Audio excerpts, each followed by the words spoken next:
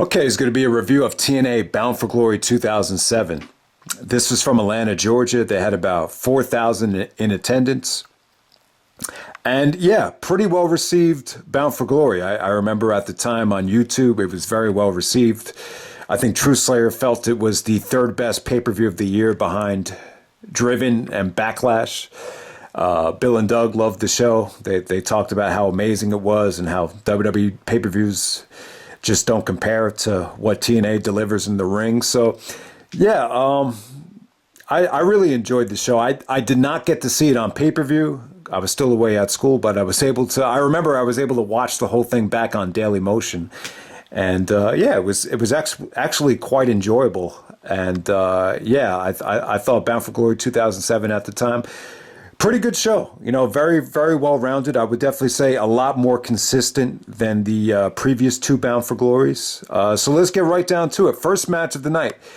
We got the Latin American exchange of Homicide and Hernandez, LAX, to take on the reunited Triple X. And I do remember this. I almost forgot about it. At Victory Road, I believe there was an Ultimate X match, and I think Daniels won it, and they reformed Triple X. So Triple X was with Christopher Daniels, Low-Key, and Elix Skipper, back in the day. But at this time, Low-Key changed his name to Senshi, and I would definitely agree. That's probably the reason why Senshi had to change his name. I'd imagine TNA wanted to trademark it or copyright it, whatever. So you got Senshi and Elix Skipper out there to team up as Triple X in an Ultimate X match to determine the number one contender for the TNA World Tag Team Championships. Awesome match. You know what? I might have to say the match of the night. I thought this was incredible. I just thought this was so much fun, man. They only got about 12 minutes out there, but Jesus, this was really fun to watch. And the good news is this time the Ultimate X did not come down, which was a pain in the ass at Bound for Glory 2005, where the X just kept dropping from the cables. But they fixed that issue. That was definitely not the case. So that's the only thing I was worried about here. But yeah, this was awesome stuff. You saw Homicide and Low-Key. Those two guys were actually friends. They were actually in a stable in ROH, but here they're enemies. And whenever they went at it, they just had a comfort level and an aggression between both of them that you just don't normally see. So Homicide and Low-Key had great chemistry here. Hernandez is the story of the match. He was just bodying guys up, just tossing guys all over the place. He actually did a border toss to Elix Skipper out of the ring. It looked like Elix Skipper almost broke his neck when he came down. It just looked nasty. But yeah, tons of awesome stuff from the top of the cables. I believe Homicide actually hit an ace crusher off the top of the cables to Senshi. Senshi, Low-Key, whatever you want to call him, he took a lot of vicious bumps here. It was incredible. And, give Elix Skipper credit too, man. I thought he looked good. He busted out some good things. This just had a great crowd, great spots, great energy, just really entertaining way to start off the show. Great replay value. I'd have to say this was probably the best thing on the show in retrospect. I don't think I would have said that at the time, but if I were to say to check out one match from the show that really has held up, this is it right here. The Ultimate X to determine the number one contenders right there. So yeah, great opener. And next up, we have the Fight for the Right Reverse Battle Royal. I probably should have watched this back because as this match happened, I didn't pay attention to the rules. So I was a little bit confused at first. So it's a reverse battle royal. So they actually start on the outside of the ring and eventually they work their way into the ring. And, the last two guys remaining, it would come down to a pinfall between the last two guys. But yeah, kind of a mixed bag here. So let me read all the names. Lots of talent in this match. You got Eric Young, Robert Roode, James Storm, BG James, Kip James, Lance Hoyt, Jimmy Rave, Chris Harris, Chris Sabin, Alex Shelley, Frankie Kazarian, Petey Williams, Junior Fatu, who's actually Rikishi.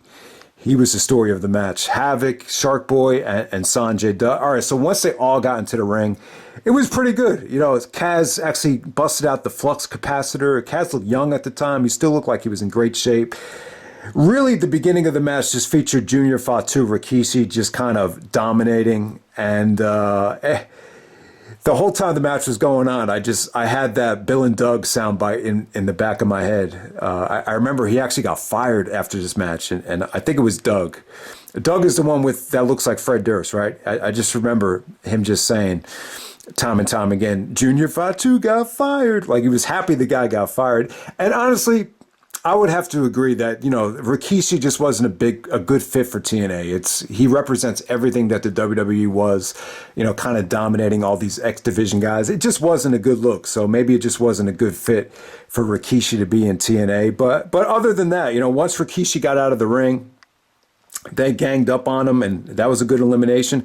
The Motor City Machine Guns looked awesome here. Jimmy Rave. Can't really say much about Jimmy Rave. I think he was quickly eliminated. But just some great double team action with the Motor City Machine Guns. That's what really stood out here. And then ultimately, it came down to the former Team Canada guys just going at it. Eric Young was still over because of the Don't Fire Eric thing. Rude didn't look good here. Rude has definitely gotten a lot better since then. True Slayer actually said in his review that he felt like he was carried throughout this whole thing. You shouldn't need to carry a guy in a battle royal. I guess it kind of felt like that. Eric Young definitely looked more impressive at the end here.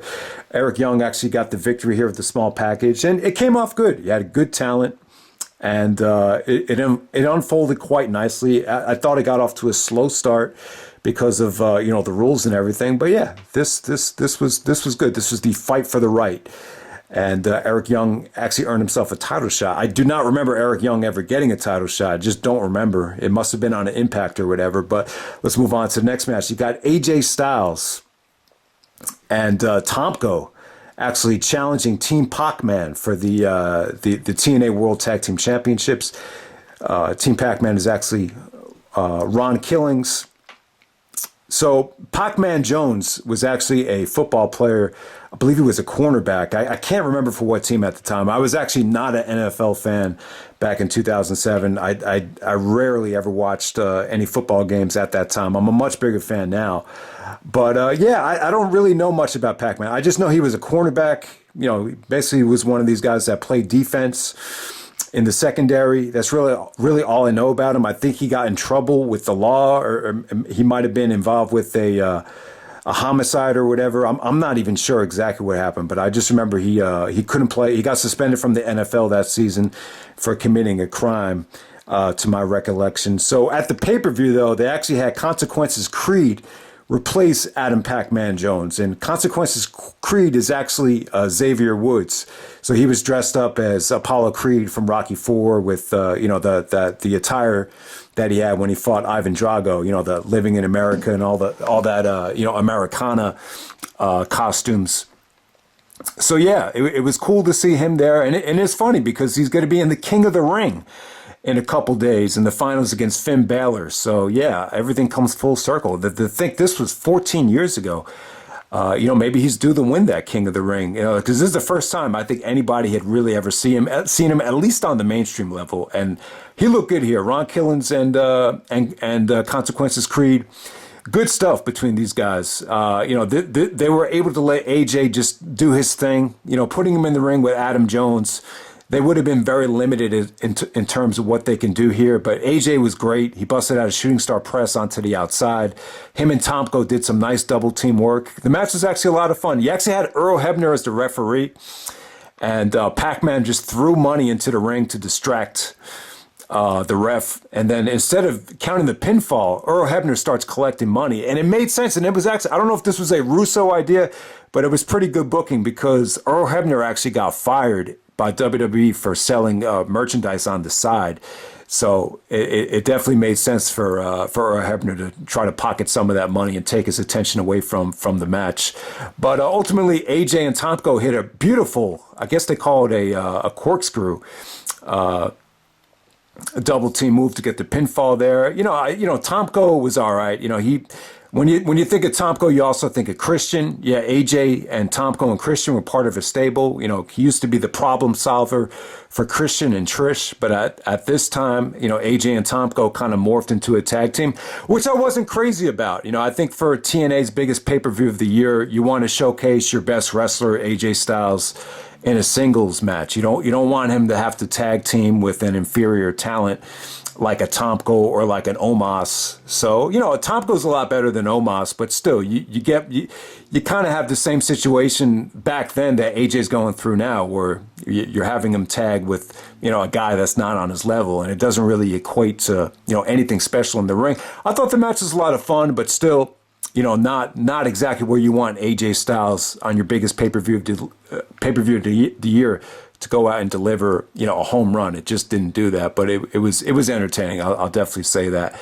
I think that was pretty much the end of Adam Pac-Man Jones. But yeah, let's move on to the next match. You got Jay Lethal defending the X Division Championship against Christopher Daniels. Really solid stuff. Good match here. Yeah, the show was very consistent. I mean, I think that's the one common denominator that I think this Bound for Glory had, was just consistency.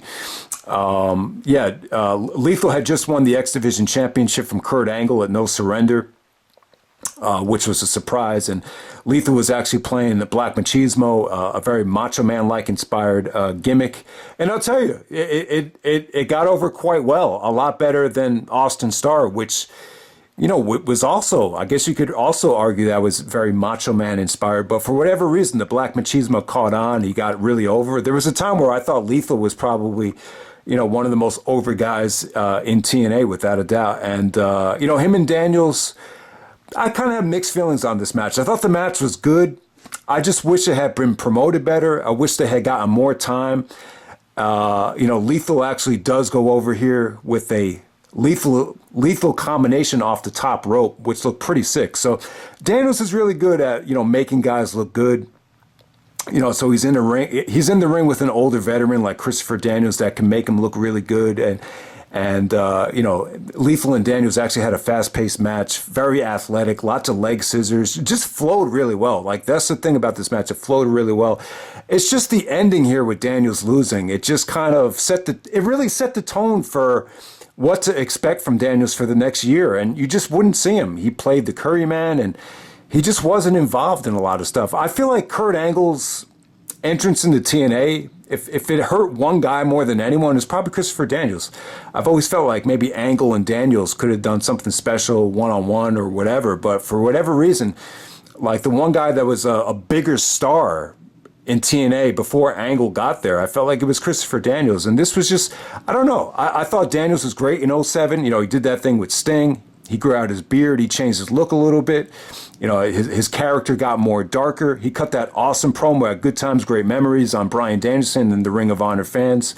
But it just seemed to me like Daniels just couldn't capitalize on that momentum, going into, after that feud with Sting. And, in this role right here against Jay Lethal, it's almost like he just did Lethal the favor and just moved on. But the match was good. The crowd was just consistently into the match.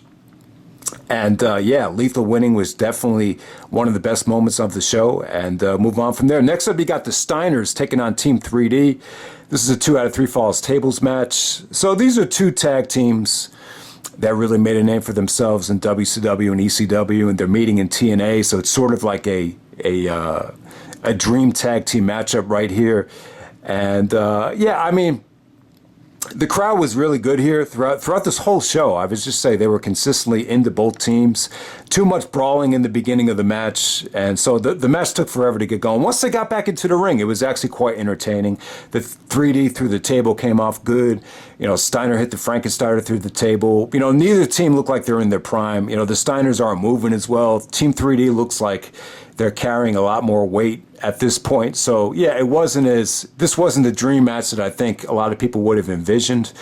But it was actually the Motor City Machine Guns that screwed Team 3D out of the match and set up the match Genesis between Team 3D and Motor City. And I forgot about that. I forgot because I just remember the Motor City matches against the Dudleys were really good. And I almost forgot about how good they were. But yeah, they kind of used that Motor City Machine Guns to interfere and set up that match. So the Steiners actually win the tables match right there. Entertaining stuff, but nothing, probably one of the weakest things on the night. Next up, you have the Knockouts match. There's a Gauntlet for the Gold match to crown the first ever TNA Women's Knockout Champion. Yeah, I wasn't a huge fan of the Knockout division. I really think that's one of the things that hurt TNA is just the oversaturation of just, average women's wrestlers.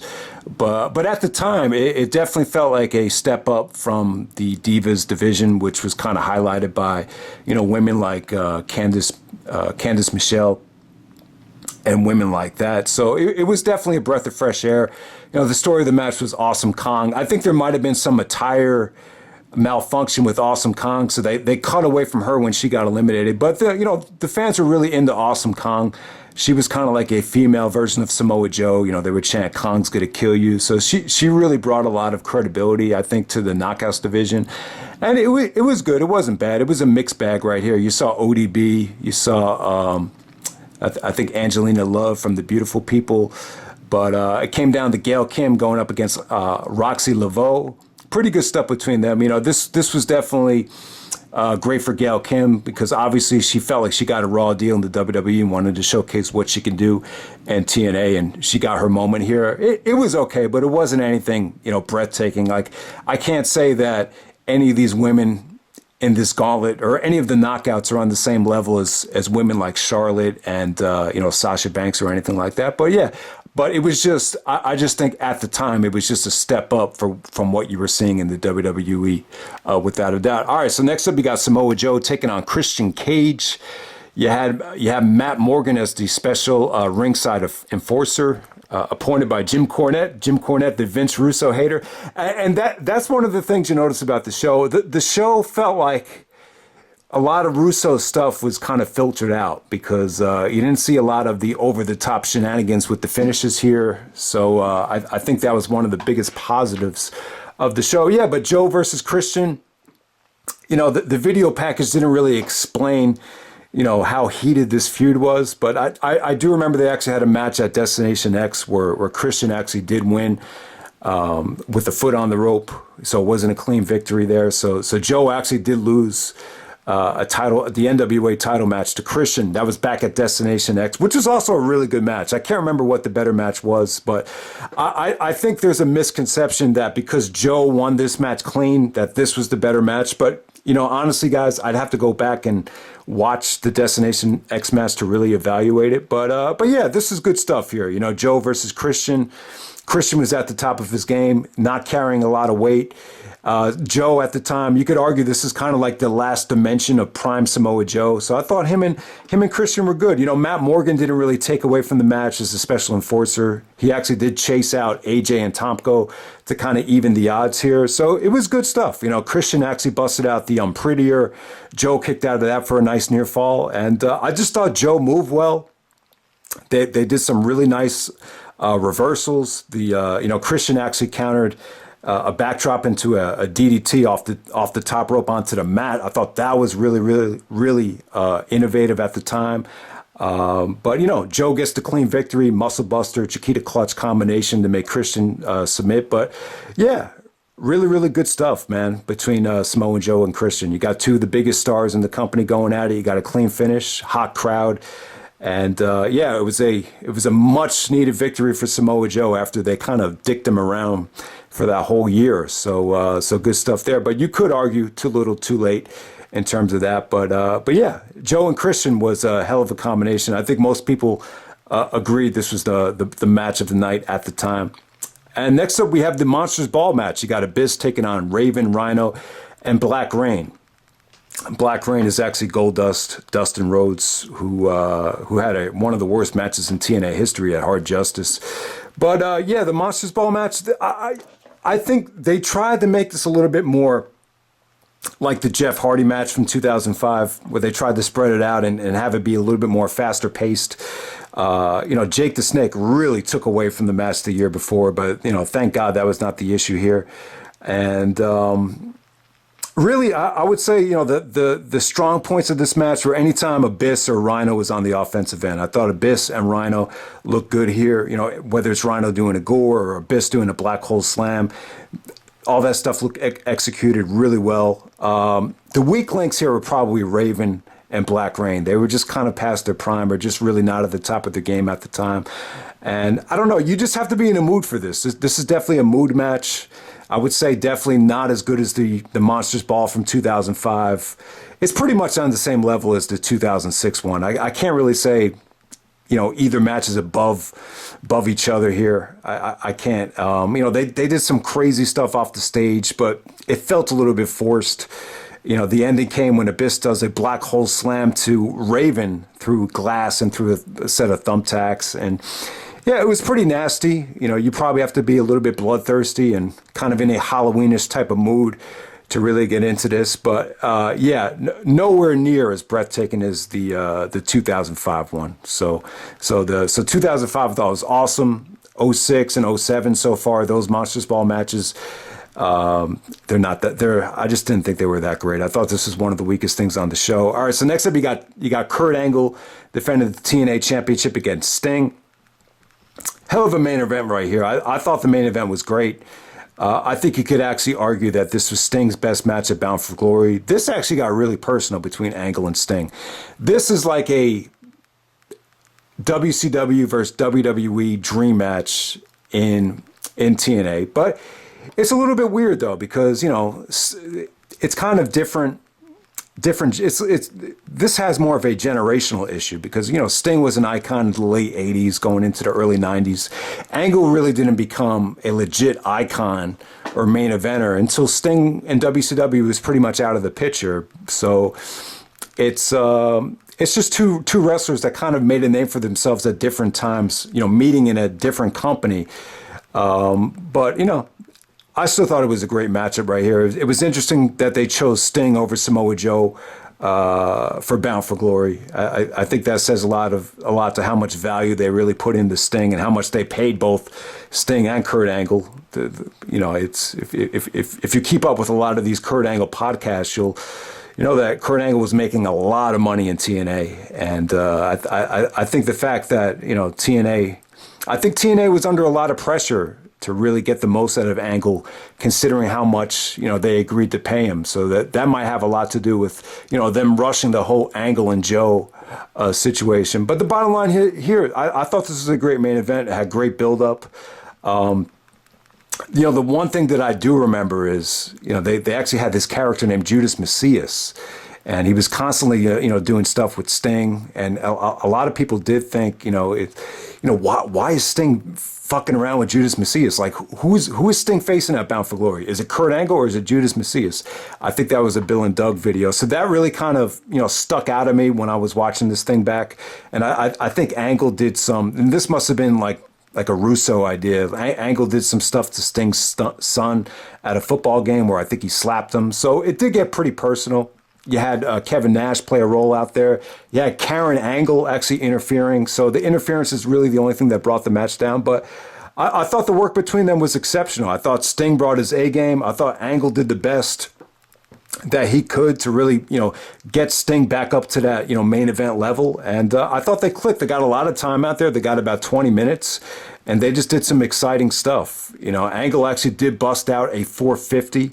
It's like, who's he trying to be, like Austin Aries? But, it actually came off pretty funny, because Angle hits the 450. He actually hits his knees right into Sting's chest. So it looked a little bit weird, but it was pretty innovative, though. It just came off like Angle was really kind of, taking a lot of chances out there. And I thought it flowed pretty well. It was really good. It was unpredictable. Sting actually gets the pinfall after fighting off interference from Kevin Nash and uses the baseball bat on Angle to make him bleed. And then he hits the Scorpion Death Drop for the finish. So I like the finish. I thought this really felt like two legends really going out there and just, delivering a great match. I think at the beginning, though, there was a little bit of pacing issues. To ask Sting to wrestle for 20 minutes at his age at the time, I think they really had to kind of, start off a little bit slow. So I think that's why the match got off to a slow pace. But slowly but surely, I thought they worked a pretty dramatic match.